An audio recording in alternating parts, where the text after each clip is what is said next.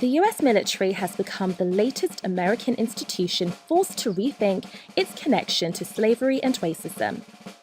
In a tweet, the US Chief of Naval Operations says he will direct his staff to craft an order banning the Confederate battle flag from all public spaces on Navy ships, aircraft, and submarines. He's following in the footsteps of the Marine Corps, which ordered a similar policy in February. During the American Civil War, the Confederate flag was used to represent the 11 southern states that fought to secede from the United States. They fought to maintain slavery.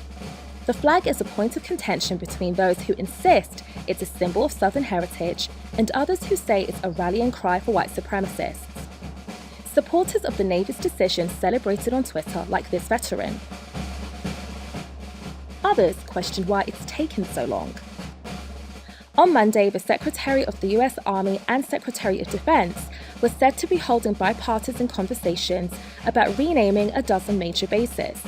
At the moment, they bear the names of Confederate military leaders, people who fought against the US government. The Army has 10 bases named after Confederate generals across the South.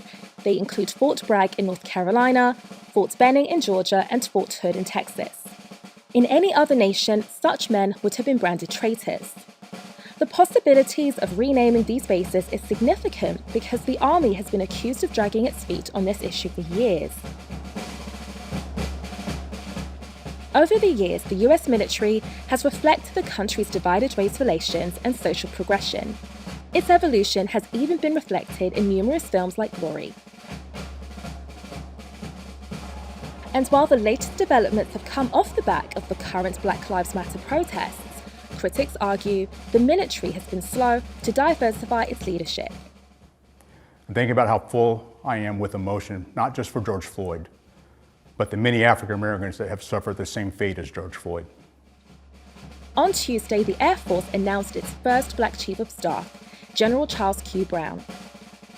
The latest figures from Statista show Black people are underrepresented in the military's most senior ranks. Removing statues and symbols of America's darkest moments is significant. The greater victory will be dismantling institutional racism, and it's going to take more than new names and removing flags to do that.